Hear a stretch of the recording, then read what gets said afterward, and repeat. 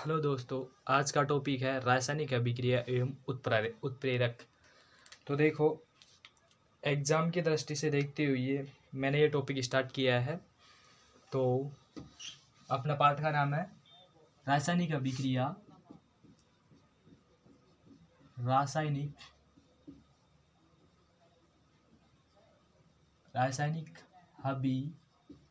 रासायनिक अभिक्रिया एवं उत्प्रेरक। ये अपना पाठ का नाम है। ठीक है, ये अपना पाठ का नाम है। अब इसके अंदर वैसे तो अभिक्रिया कैसे बनती है, कैसे दिखाई जाती है एरो लगा के, वो जैसे कि अपना ये होता है अभिकारक, और ये होता है जैसे कि ये अपना हो गया NaCl प्लस माइनस, तो ये हो गया NaCl। तो अपना ये तो होगा अभिकारक, मैं शॉर्ट में बता रहा हूँ। वैसे एग्जाम की दृष्टि से देखा जाए तो अपन को तो सिर्फ ये देखना है अभिक्रिया संतुलित कैसे करनी है, द्रव्यमान संरक्षण का नियम पढ़ना है। वो जैसे कि रासायनिक अभिक्रिया होती है, जैसे कि संयोजन अभिक्रिया, वियोजन अभिक्रिया, संयोजन, वियोजन, विस्थापन, प्रतिस्थापन, द्विविस्थापन, रेडॉक्स, अपचयन, उपचयन, ये अभिक्रिया आने वाली है। तो मोस्ट ये है, बिना समय गवाए हुए मैं आपको सीधा द्रव्यमान संरक्षण के नियम पर लेकर चलता हूँ। तो अपना नेक्स्ट टॉपिक है, नेक्स्ट टॉपिक से याद रखो, अपना टॉपिक होगा द्रव्यमान संरक्षण का नियम। द्रव्यमान संरक्षण का नियम। देखो, द्रव्यमान संरक्षण का नियम क्या होता है। द्रव्यमान संरक्षण का नियम ये होता है, ना तो जब भी कोई अभिक्रिया पूर्ण होती है, ऐसे समझो, मैं आपको समझा रहा हूँ, NaCl। द्रव्यमान संरक्षण का नियम ये होता है, जब ये अभिक्रिया ये ऐसे होती है Na प्लस और Cl माइनस, जब ये अभिक्रिया पूर्ण होगी, इसमें भाई इसकी Na मतलब सोडियम की और क्लोरीन की दोनों की ऊर्जा सेम होगी भाई, दोनों आपस में अभिक्रिया करके तो NaCl बनाएंगे, यानी कि ये तो होगा अभिकारक और ये होगा उत्पाद। भाई इनमें न ये दोनों आपस में अभिक्रिया करके ये उत्पाद का निर्माण करेंगे। दोनों अभिकारक आपस में अभिक्रिया करके ये इसका उत्पाद का निर्माण करेंगे। क्योंकि ऐसे समझो, मैंने इसकी ऊर्जा मान ली 10 कैलोरी जूल और इसकी मान ली 15 कैलोरी जूल। अब ये अभिक्रिया तो होगी, ये अपन ने पढ़ा, ये अभिक्रिया होगी तो आपस में जुड़ के 15 तो होगी, ये 25 होगी ना, ऐसे 25 किलो जूल होगी ऐसे अभिक्रिया। भाई इसमें दोनों को दोनों जैसे कि ये कैलोरी जूल ऊर्जा होगी और ये यहाँ पे भी इतना ही होगी 25 कैलोरी जूल। ना तो ऊर्जा का विनाश हुआ, ना ऊर्जा उत्पन्न हुई, अपने अभिक्रिया पूर्ण हो गई। यही अपना क्या था। वैसे तो मैं नॉर्मली समझा देता हूँ, लेकिन अब मैं ये बता रहा हूँ, ये द्रव्यमान संरक्षण का नियम ये मोस्ट इंपॉर्टेंट है, क्योंकि एग्जाम में आ सकता है, इसलिए मैं बता रहा हूँ। किसी भी रासायनिक अभिक्रिया, ये सबसे पहले देखो, इसमें यह होता है, इस नियम के अनुसार किसी भी रासायनिक अभिक्रिया में, लिख देता हूँ मैं, इस नियम के अनुसार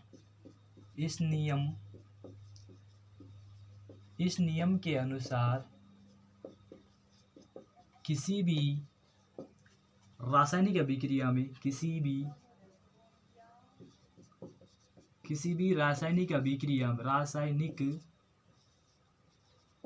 नियम के अनुसार किसी भी रासायनिक अभिक्रिया में ना तो ऊर्जा का उत्पन्न होगा, न ऊर्जा का विनाश होगा। यही क्या था अपना, किसी भी रासायनिक अभिक्रिया में द्रव्यमान का न तो निर्माण होगा और न ही विनाश होगा।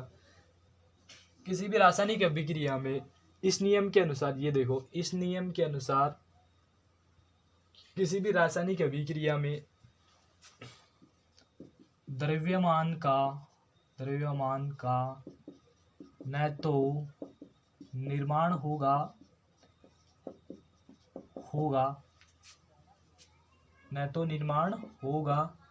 और न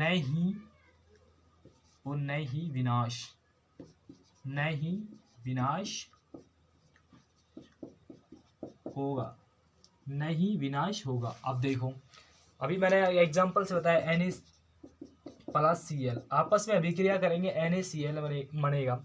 अब देखो, ये दोनों आपस में जुड़ रहे हैं, जुड़ के तो एक उत्पाद का निर्माण किया इन्होंने।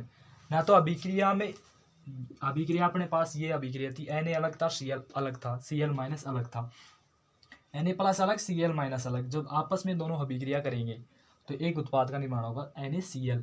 भाई अपने पास यहाँ भी NaCl था और यहाँ पे भी NaCl, तो इनकी ऊर्जा सेम थी, यहाँ पे भी इतनी थी जितनी इन दोनों की थी, और यहाँ पे भी दोनों आपस में मिलकर इतनी ऊर्जा होगी जितनी इनकी होगी, वास्तविक में उनकी ऊर्जा होगी, जो अपने को कोई काम की नहीं है।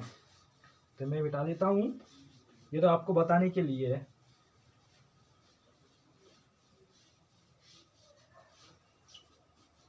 अपना डस्टर कहाँ गया, लेके आता हूँ डस्टर।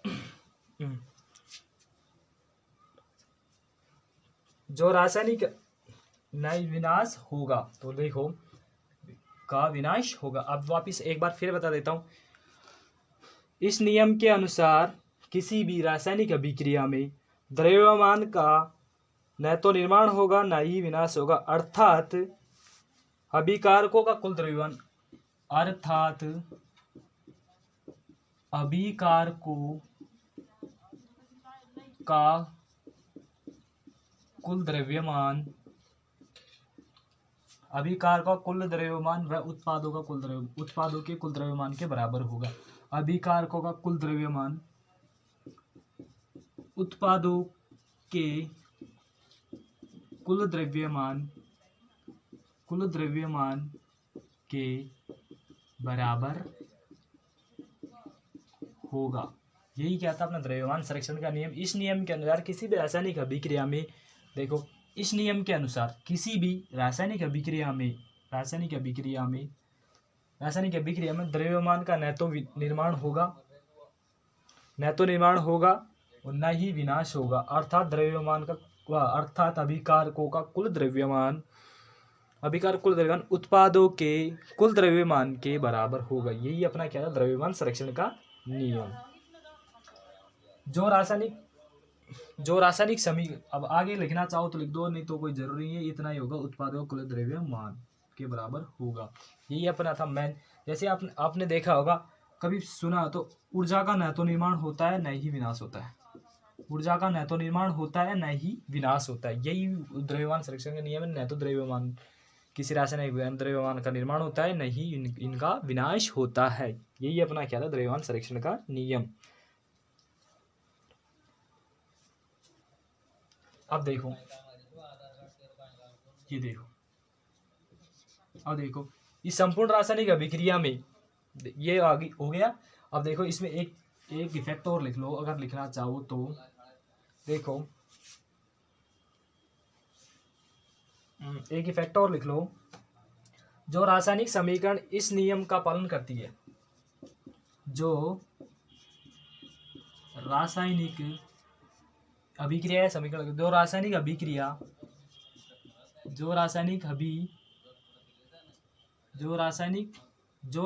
अभिक्रिया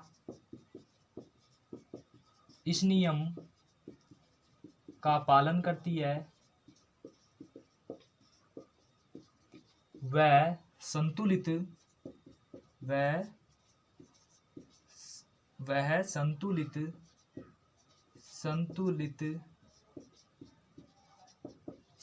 अभिक्रिया कहलाती है, संतुलित अभिक्रिया कहलाती है। और जो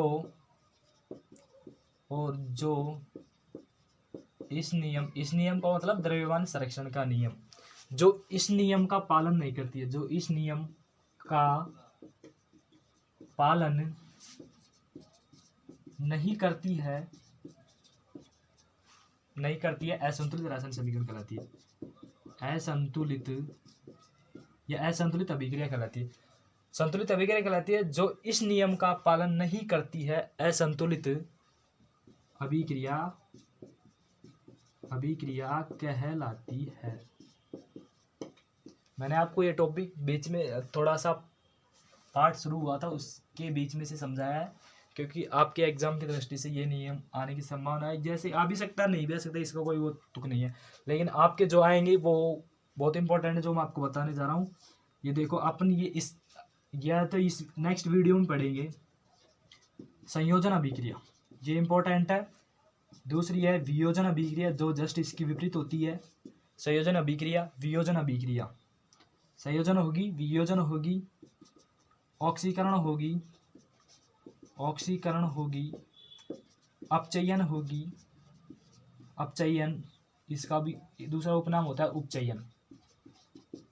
ऑक्सीकरण होगी, अपचयन होगी, ऐसे लग रहा है ऑक्सीकरण, अपचयन होगी, उपचयन होगी, ऑक्सीकरण होगी, संयोजन वियोजन होगी, विस्थापन होगी, विस्थापन होगी और प्रतिस्थापन। विस्थापन, प्रतिस्थापन, द्विविस्थापन, द्विविस्थापन, ये अपन को। और रेडॉक्स अभिक्रिया जो सबन की होती है, रेडॉक्स अभिक्रिया ये पढ़नी है अपन को। सॉरी ये फ्रेम में नहीं आ रहा, यहाँ से नहीं आ रहा। अपचयन अभिक्रिया जैसे कि संयोजन, अपन को संयोजन पढ़नी है, वियोजन पढ़नी है, ऑक्सीकरण पढ़नी है, अपचयन पढ़नी है, विस्थापन पढ़नी है, विस्थापन पढ़नी है, द्विविस्थापन पढ़नी है, द्विविस्थापन पढ़नी है। ये अभिक्रिया इंपॉर्टेंट है। एक अभिक्रिया रेडॉक्स, रेडॉक्स अभिक्रिया। ये अभिक्रिया मोस्ट, अगर इन जिस बंदे ने इन अभिक्रियाओं को रट लिया, 1 2 3 4 5 6 7, 1 2 अभिक्रिया और होंगी, इन 7-8 अभिक्रिया को रट के गया तो गारंटी के साथ है जो रासायनिक अभिक्रिया, जो अपना पार्ट है रासायनिक अभिक्रिया में उत्प्रेरक, जो रासायनिक अभिक्रिया का जो टॉपिक आएगा, ऐसे समझोगे अगर 5 नंबर का पार्ट है तो इसके अंदर आपको 3 नंबर जरूर दिला के जाएगा इन अभिक्रियाओं में से। एक आएगा संतुलित का, एक आएगा संतुलित का समीकरण, वो संतुलित समीकरण करना है अपन को। ठीक है, अब मैं आगे बता रहा हूँ रासायनिक अभिक्रिया को कैसे संतुलित की जाती है, वो बता रहा हूँ। ठीक है, अब अगर आपको राइट डाउन करना है तो राइट डाउन कर लो, पीछे हट जाता हूँ।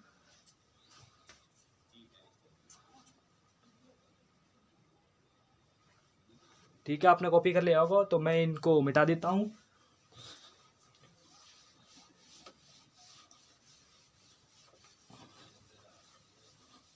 नेक्स्ट टॉपिक है असंतुलित समीकरणों को संतुलित करना। नेक्स्ट टॉपिक है असंतुलित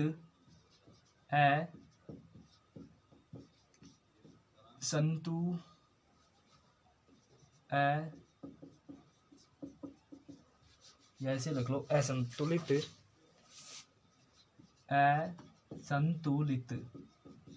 अभिक्रियाओं को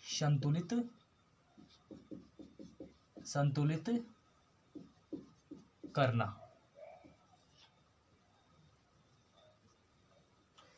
ये अपना नेक्स्ट टॉपिक है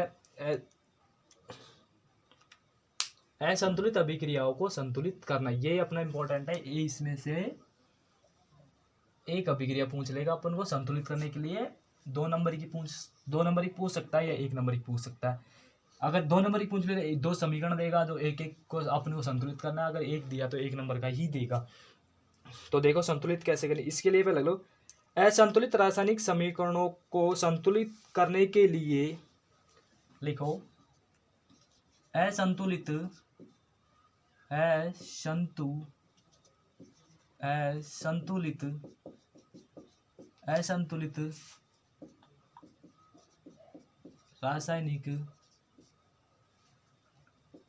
रासायनिक समीकरणों को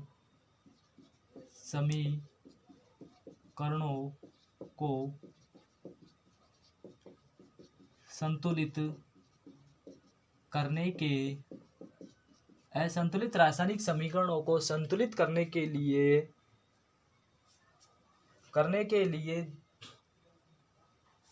हिट एंड ट्रायल विधि का उपयोग किया जाता है। असंतुलित रासायनिक समीकरणों को संतुलित करने के लिए हिट एवं ट्रायल विधि का उपयोग किया जाता है। ये तो ऐसे नॉर्मल थी, ये तो मैंने आपको लिखा दिया, नहीं कोई इसका कोई महत्व ही नहीं है एग्जाम के अंदर लिख के आना। अपन को तो जो अब मैं कराने जा रहा हूँ वो इम्पोर्टेंट है, तो वो देखो। ये तो मैं रिमूव कर देता हूँ। ये तो ऐसे बताए थे हिट एंड ट्रायल विधि, जो आपको कोई भी सिर्फ नाम याद रखना है, कभी पूछता नहीं एग्जाम के अंदर, फिर भी अगर पूछ ले तो लिख देना। अब देखो अपना समीकरण होगा, मैं समीकरण देख लेता हूँ, मेरे पास बुक है अवेलेबल है, शायद मैं आपकी बुक से ही देख के करा देता हूँ। एक तो बुक ये रही, तो आपकी बुक पहला समीकरण है, देखो ये है Mg+O2 मैग्नीशियम प्लस ऑक्सीजन। अब इस ये मेरे पास ये लिखिए MgO, इसको क्या करना है, ये तो है अपने पास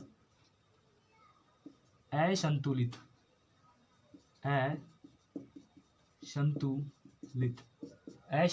अब इसको क्या करना है, संतुलित करना है अपन को। तो संतुलित करने के लिए ये नियम बता देता हूँ आपको। संतुलित करने के लिए नियम देखो, ये मैं ऐसे नॉर्मल बता देता हूँ, आप किताब में से पढ़ लेना, क्योंकि आपको तो सिर्फ संतुलित करना आना चाहिए, सीधा सा ये है। देखो अपन कभी भी जो अपने पास वो अभी ऐसे समझो कि ये अभिकारक है या कोई भी वो प्रोडक्ट है, अगर अपने पास कोई भी ये प्रोडक्ट है, इसके अंदर अगर पहले से ऑक्सीजन अपन जाते हैं, ऑक्सीजन का सिंबल ये होता है O2, तो अगर अपन संतुलित कर रहे हैं अभिक्रिया को, तो अपन इसके पीछे O2 नहीं लगा सकते, ठीक है, क्योंकि अपन को जो भी लगाना है वो क्रॉस में लगाना है, गुणा, ऐसे गुणा में करके लगाना है, कहीं पे भी लगाओ गुणा में लगाना है, 2 लगाना है, 3 लगाना है, 4 लगाना है, कैसे।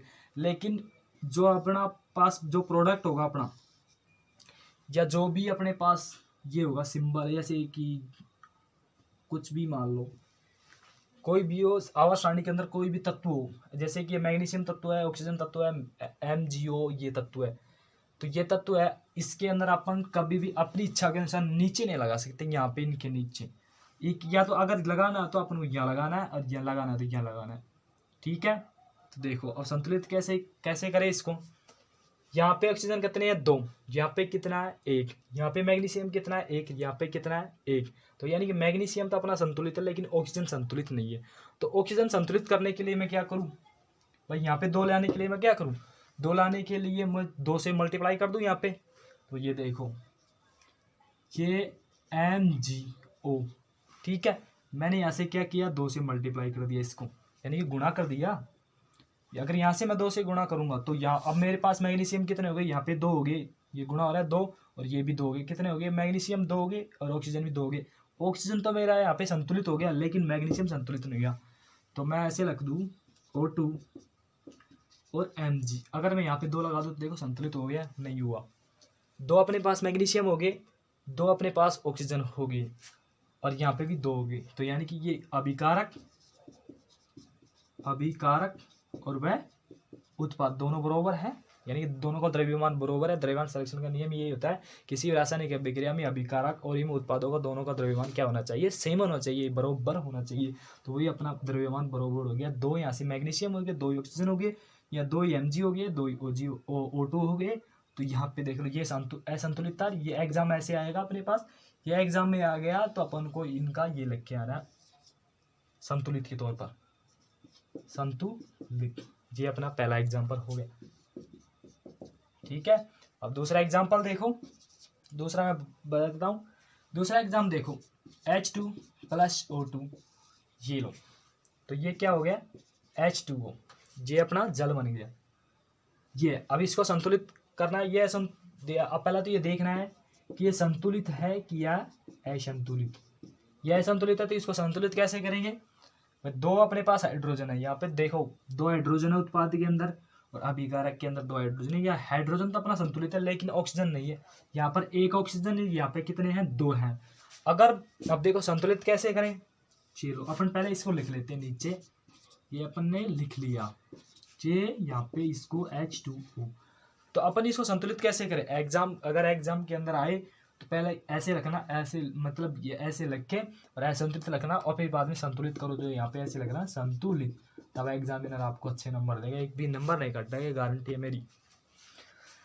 अपने पास ऑक्सीजन 1 है, ऑक्सीजन यहाँ पे 2 है, तो अपन क्या करें 2 से गुणा कर दूं मैं, यहाँ से ये कर दिया मैंने 2 से मल्टीप्लाई कर दिया। तो देखो ऑक्सीजन तो 2 हो गए मेरे पास, ऑक्सीजन तो इधर यहाँ पे अभिकारक में संतुलित होगा, यहाँ पे उत्पाद में ऑक्सीजन संतुलित है, लेकिन हाइड्रोजन कितने हैं यहाँ पर 2 दूनी 4, भाई 2 तो ये रहे, 2 पहले से ये बैठे, 2 दूनी 4 हो गए, क्योंकि हाइड्रोजन का सिंबल अपन जानते हैं ऐसा होता है, ठीक है।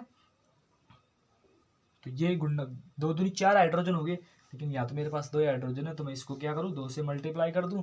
2 से मल्टीप्लाई करने के बाद 4 हाइड्रोजन यहाँ पे हो गए, 2 हाइड्रोजन यहाँ पे हो गए, टोटल कितना हो गया 6 हो गया एवरेज। और यहाँ पे 2 यहाँ 4 यहाँ से हो गए और 2 यहाँ पे हो गए हाइड्रोजन। संतुलित अपनी अभिक्रिया संतुलित हो गए। ठीक है, नेक्स्ट देखते हैं, एक एग्जाम्पल और ले लेते हैं। तो ये एक एग्जाम्पल और देख लो।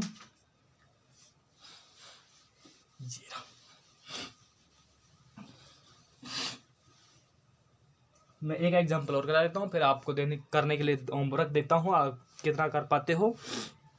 तो मेरा नेक्स्ट होगा नेक्स्ट होगा नाइट्रोजन यानी N2 प्लस H2।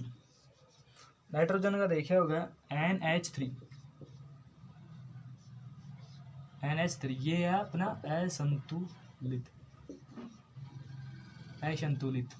तो अपन को क्या करना है संतुलित करना है। संतुलित करने के लिए सबसे पहले मैंने आपको बताया, सबसे पहले अपन को ऐसे कैसे ट्रम को उतार देनी है, ये पूरी इस ट्रम को गैप रखना है यहाँ पे थोड़ा सा, क्योंकि मल्टीप्लाई में हो सकता है यहाँ पे भी हो सकता है। अब देखो नाइट्रोजन की संख्या कितनी है, इसमें देखो नाइट्रोजन कितने मेरे पास 2, यहाँ पे कितना है 1। ठीक, यहाँ पे हाइड्रोजन कितने मेरे पास 2 है, यहाँ पे हाइड्रोजन कितने 3 है। अब कैसे संतुलित करें, पहले नाइट्रोजन को संतुलित कर लेता हूँ मैं। यहाँ से मैंने क्या लगाया 2, नाइट्रोजन कितने हो गए मेरे पास 2, तो यहाँ पे नाइट्रोजन कितने 2, तो बरोबर होगा नाइट्रोजन। तो अब H की बारी आओ, तो H कितने गए 2, तो ये रहे 3 3 दूनी 6, क्योंकि हमेशा गुणा में होती है संख्या। तो कितने हो गए 6 हाइड्रोजन हो गया मेरे पास। यहाँ कितने हाइड्रोजन 2 है, तो मैं 6 करने के लिए क्या करूँ, इसको 3 से गुणा कर दूँ, तो मेरे पास ये हो गया 3 दूनी 6, यानी 6 हाइड्रोजन ये रहे, 6 हाइड्रोजन ये रहे, 2 नाइट्रोजन ये रहा, 2 नाइट्रोजन ये रहा। तो मेरे पास ये अभिक्रिया क्या होगी संतुलित। अब मैं आपको होमवर्क के लिए दे रहा हूँ 2-3 अभिक्रिया जो आपको करनी है। ठीक है, पहली अभिक्रिया देखो,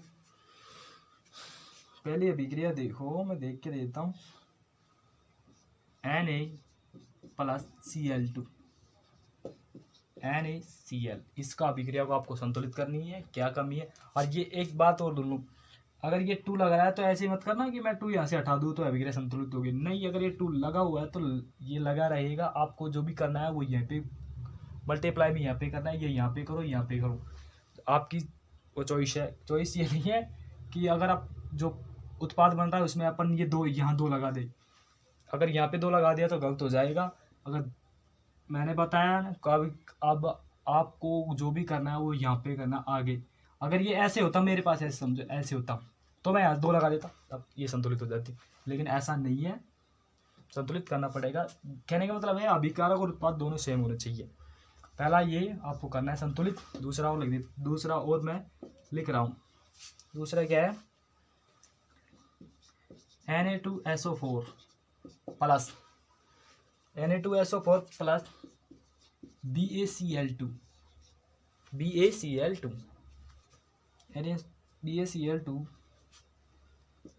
BaSO4 प्लस NaCl, ये आपको संतुलित करना है।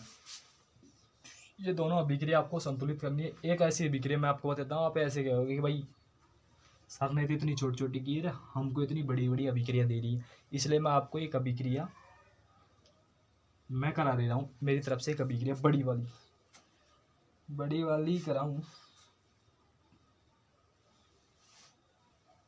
तो मैं आपको बड़ी वाली तो नहीं है, आपकी बुक के अनुसार तो नहीं है, मैं यही करा देता हूँ संतुलित। आपको नेक्स्ट देता हूँ, जो मैं आपको देता हूँ आपकी बुक के अनुसार छोटी दे रहा हूँ।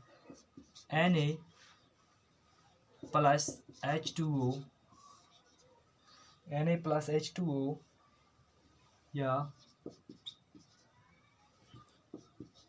NaOH plus NaH2O NaOH plus HO या प्लस H। ठीक है, आपको ये वाली और ये वाली अभिक्रिया संतुलित करनी है। आप कॉपी कर लो इसको, मैं ये अभिक्रिया संतुलित करके आपको बता रहा हूँ, ये बड़ी वाली अभिक्रिया। ठीक है, कॉपी कर लिया होगा आपने, तो मैं आपको ये अभिक्रिया संतुलित कर देता हूँ। ये दोनों इससे निचली वाली अभिक्रिया देखो मेरे पास। सबसे पहले देखो Na का तेग है 2, इसमें Na का तेग है 1, तो आप Na को संतुलित करो। तो Na को संतुलित करने के लिए मैं क्या कर दूँ, यहाँ से 2 से मल्टीप्लाई कर दूँ, 2 यहाँ से हो गए, 2 Na हो गए, 2 Na हो गए, Cl कितने मेरे पास यहाँ पे 2 है, तो Cl कितने हो गए 2, यानी कि Na और Cl तो मेरे पास क्या हो गए संतुलित। यहाँ से Na और यहाँ से Cl क्या हो गया मेरे पास संतुलित।